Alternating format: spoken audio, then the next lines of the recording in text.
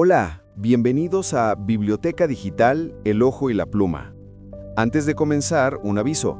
Estás a punto de escuchar El Evangelio Secreto de José. Este es una obra de ficción histórica. Los personajes y eventos son imaginarios o reinterpretaciones creativas. Cualquier parecido con personas reales es mera coincidencia. Este contenido puede tocar temas sensibles, así que te pedimos discreción. Su propósito es literario y de entretenimiento. No pretende enseñar ni sustituir creencias religiosas. Todo el material aquí presentado está protegido por derechos de autor. Fragmento encontrado en un manuscrito de cuero, carbonizado por el tiempo, fechado hacia el siglo I. La caligrafía es firme, pero temblorosa. No se firma, pero podríamos asegurar que fue escrito por el propio José de Nazaret. No fui llamado a hablar, fui llamado a sostener, a cargar, a construir en lo oculto. Si alguna vez alguien encuentra estas líneas, sabrá que no todo fue tan simple como lo pintaron los sabios y los cantores. No fui un espectador de un milagro, fui el encargado de contenerlo. Nadie me preguntó si estaba listo para criar al Hijo de Dios. Pero una noche, cuando los sueños se volvieron fuego, una voz me habló desde el silencio. No gritó, no exigió, solo me mostró una escena. Un niño, cubierto de polvo, lloraba a la orilla de un taller. Tenía en las manos una pieza de madera mal cortada. Era mi taller, y mi voz, que sonaba como la mía pero no salía de mi boca, le decía: no basta con tener manos suaves, debes tener manos fuertes. Aún el Hijo del Altísimo deberá aprender a trabajar con astillas antes de tocar corazones. Desperté sudando, con las manos entumecidas. Afuera la noche estaba quieta, pero dentro de mí algo se movía como un mar que recién empezaba a despertar. Desde ese día supe que yo no sería recordado, que ni siquiera figuraré más allá de unas líneas en los libros que vendrán. Pero aún así escribiré este testimonio para el que un día quiera saber: el Mesías no fue formado solo por la divinidad, fue también forjado por la madera, el sudor y el miedo. Y por un hombre que no sabía nada, pero aceptó todo. No fue una noche cualquiera. Lo supe porque María no caminaba como de costumbre. Sus pasos, que siempre eran firmes como los de una mujer que sabe lo que vale, ahora temblaban como el fuego cuando hay viento. Me pidió hablar, y lo hizo sin tocarme, como si temiera que mi piel ardiera con lo que estaba a punto de decirme. «Estoy encinta», dijo ella, y lo dijo sin lágrimas, pero con la voz hecha polvo, como si cada palabra pesara más que sus huesos. El tiempo se detuvo. Lo juro por David, el mundo dejó de moverse. Solo se oía mi respiración que se volvió torpe, como si hubiera olvidado cómo respirar. No grité, ni la acusé, pero sentí que todo dentro de mí se desarmaba como una viga mal ensamblada, porque no era mío, y aún así sabía que tenía que protegerla. «¿Quién es?», pregunté con una voz que no reconocí. Me miró como nadie me había mirado antes, no con miedo, sino con una paz inexplicable. «No es de ningún hombre, es de Dios. Lo juro por todo lo que tengo». Sentí el impulso de oír, de guardar silencio, de irme lejos y dejar que la historia siguiera sin mí. ¿Quién era yo para cargar con esto? Un carpintero, un viudo que conocía el silencio de la muerte, no un sabio, ni un profeta. Esa noche no dormí. Me senté junto a mis herramientas, en el rincón más oscuro del taller. Toqué cada cuchilla, cada clavo, cada pedazo de madera como si con ellos pudiera clavar mis pensamientos a la tierra y evitar que se volaran con la locura. Me imaginé el juicio del pueblo, las miradas, los susurros, el peso del desprecio. Y luego me imaginé a ella, sola, con un hijo que no comprendería, y el dolor fue más fuerte que el miedo. Pensé en dejarla en secreto, como manda la ley de los justos, pero el silencio, ese viejo amigo mío, me decía que aún no era tiempo de actuar. Fue entonces que sentí por primera vez esa presencia. No la vi, no escuché a una voz, pero dentro de mí algo se quebró como el tronco seco cuando se parte al medio. No era el rugido de Dios, era una brisa que me susurraba sin palabras. Todavía no entiendes, pero debes quedarte. Me sentí desnudo ante lo invisible, y por primera vez en mi vida tuve miedo no de lo que podía pasar, sino de lo que estaba empezando a nacer en mí, porque no sabía si era amor, obediencia o simplemente locura. Pero algo dentro de mí me decía que ese hijo que no era mío terminaría siendo más mío que nadie en este mundo. Aquella noche el sueño no me llegó como otras veces. No vino como descanso, vino como un velo que me arrancó del mundo. Primero fue el taller. Vi cada herramienta en su sitio como si el tiempo se hubiera detenido. El aire olía a madera recién cortada, a aceite de oliva y a la piel tibia de la mañana.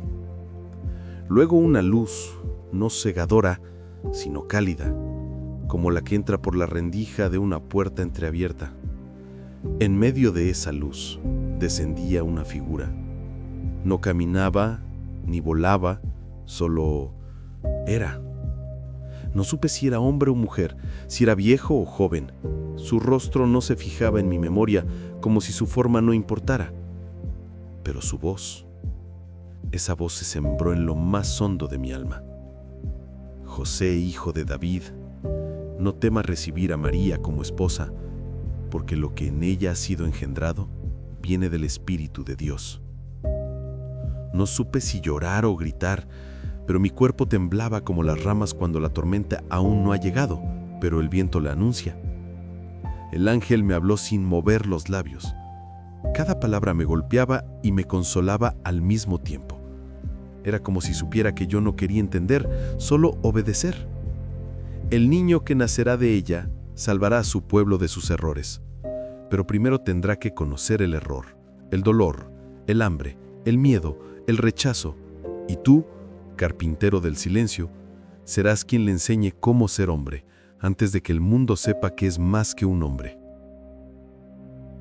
Sentí que caía de rodillas, pero no por reverencia, sino por peso.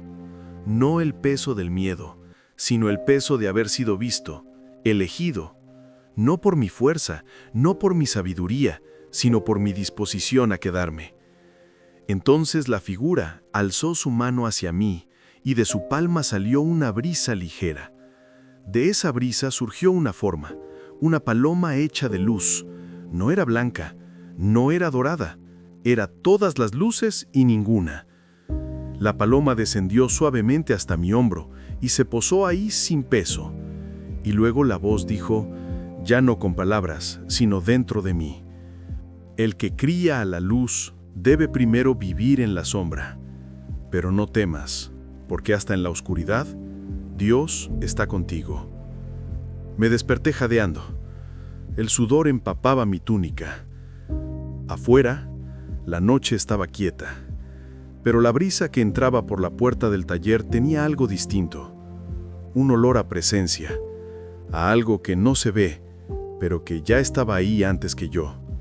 Esa fue la noche en que supe que no era solo un padre por accidente. Era el elegido para construir no una casa, sino un camino para un niño que traería consigo un fuego que no arde, pero transforma. Desperté al borde del amanecer. La bruma apenas acariciaba los tejados, y el cielo aún no se decidía entre la noche y el día. Tenía la boca seca y las manos temblaban. Pero el pecho era una casa recién construida. Una que aún no tenía techo, pero ya podía habitarse. Caminé sin prisa.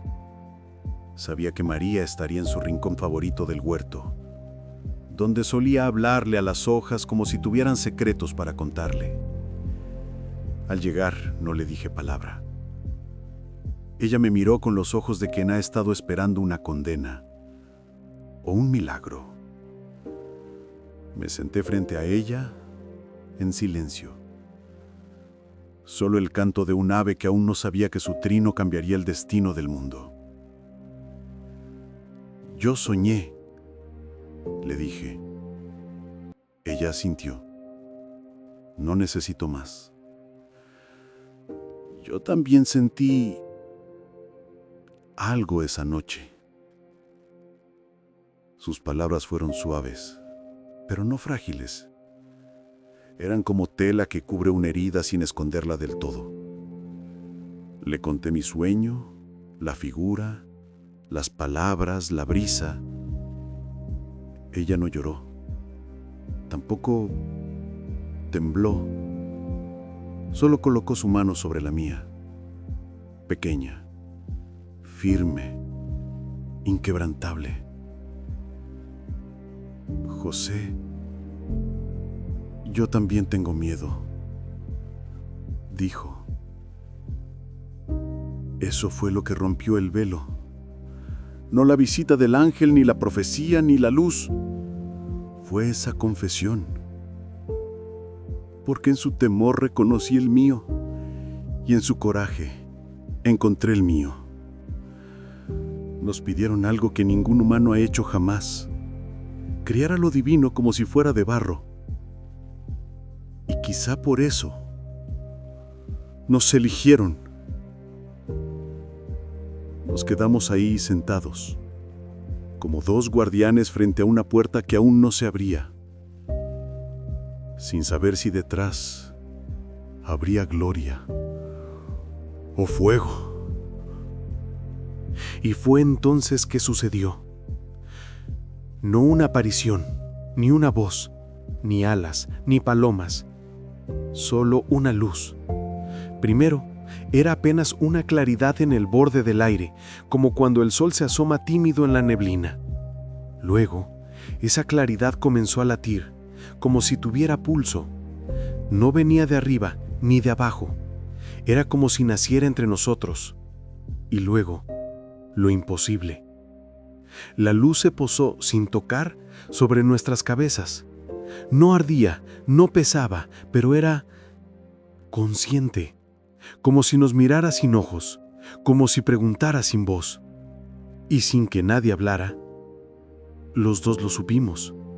Era la misma luz, la misma presencia que me habló en sueños y que a ella la habitó.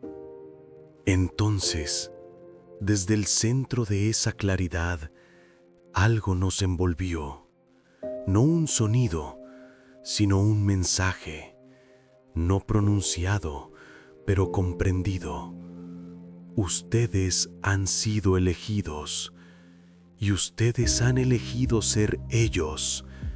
A partir de este momento, la historia cambiará, y por su valor, el enviado vendrá al mundo como hombre, como carne, como hijo. La luz no se extinguió, solo se diluyó en el amanecer, como si el cielo la absorbiera sin dejar rastro, salvo el silencio. No nos miramos, no fue necesario. En ese instante, comprendimos que nuestra unión no sería solo de amor, sino de custodia. Seríamos los padres de algo que aún no existía y que ya era más grande que nosotros. El niño llegó como todos los niños, llorando, pero había algo distinto en su llanto. No era un reclamo, ni un grito de miedo. Era como si anunciara su entrada en un mundo que ya conocía, pero del que no quería recordar nada. Le di un nombre, aunque no era mío. Le enseñé a decir Abba, aunque no fuera su padre en la carne. Le enseñé a caminar, a sostenerse en sus pies torpes, como todo niño. Y cuando se caía, porque sí, también caía, lo levantaba con firmeza, sin trato especial. Él debía saber lo que es tropezar.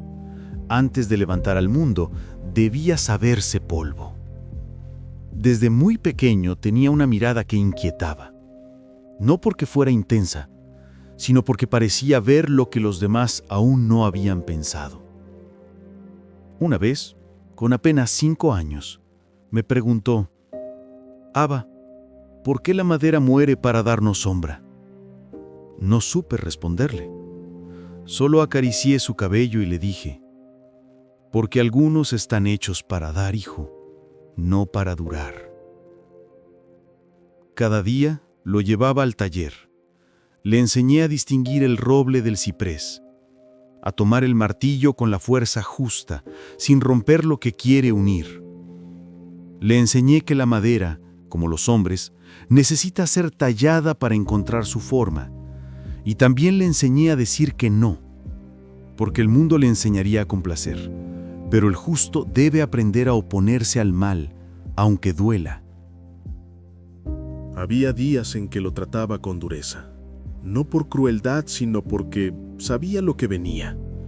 Él tenía que aprender a aguantar la burla, el frío, el silencio, a comprender el rostro de los hombres antes de que lo traicionaran, a perdonar sin dejarse pisar.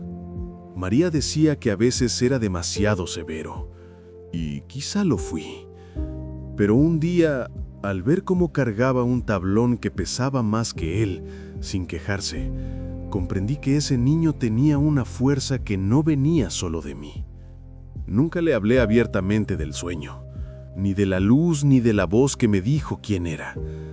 Pero a veces cuando lo veía dormir, con el rostro en calma y los brazos abiertos como si soñara con cargar al mundo, me preguntaba si él ya sabía, y aún así me empeñaba en criarlo como si no lo supiera, porque Dios quiso que naciera niño, no para enseñarnos cómo es el cielo, sino para recordarnos cómo ser hombres. Lo más difícil no fue su rareza, fue su dulzura, su ternura con los animales heridos, su silencio cuando otros niños lo empujaban, su mirada cuando veía injusticia y no sabía aún cómo enfrentarla. Cada vez que me hablaba, una parte de mí temblaba, porque sabía que en algún punto yo dejaría de ser quien lo guíe, y él sería quien guía al mundo. Pero hasta que ese día llegara, yo era su escudo, su roca, su padre. Aunque yo mismo no supiera qué significaba ser eso, hasta que lo vi a él.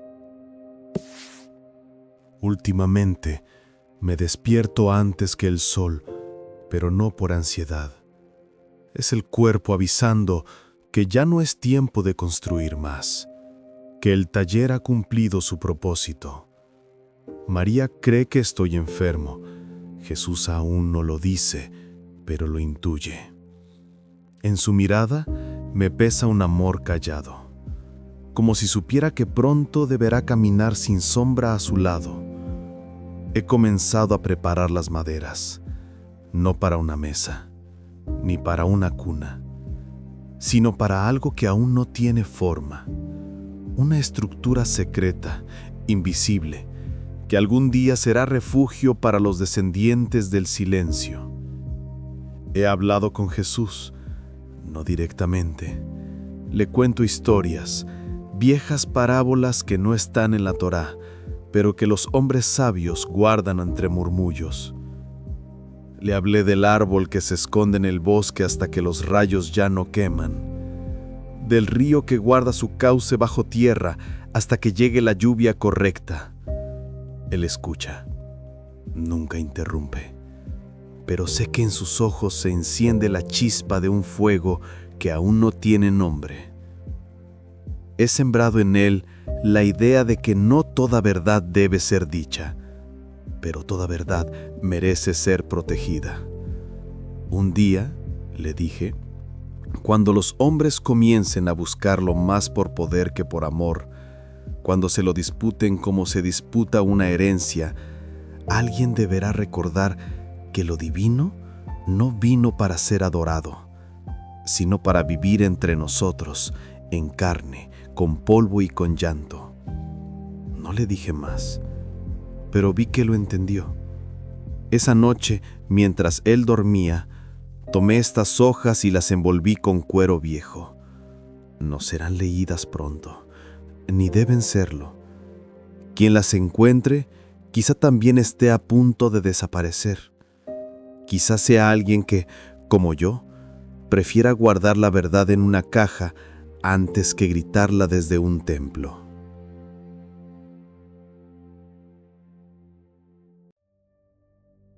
Fin del manuscrito. El resto del pergamino está en blanco excepto por una pequeña marca en la esquina inferior derecha.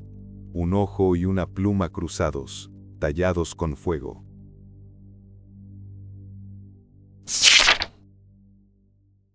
Gracias por acompañarnos en esta historia de El Evangelio Secreto de José. Si aún no lo haces, te invito a suscribirte al canal, activar la campanita, dejar tu like y compartir este video. Eso nos ayuda muchísimo a seguir creciendo y mejorando el contenido que te entregamos. También puedes dejarnos un comentario con tu opinión, nos encantará leerte. Y si quieres apoyarnos de una manera extra, en la descripción encontrarás la información completa, el enlace para donaciones y un correo de contacto por si deseas comunicarte directamente con nosotros. Tu apoyo hace toda la diferencia y lo valoramos mucho. Nos vemos en la próxima historia.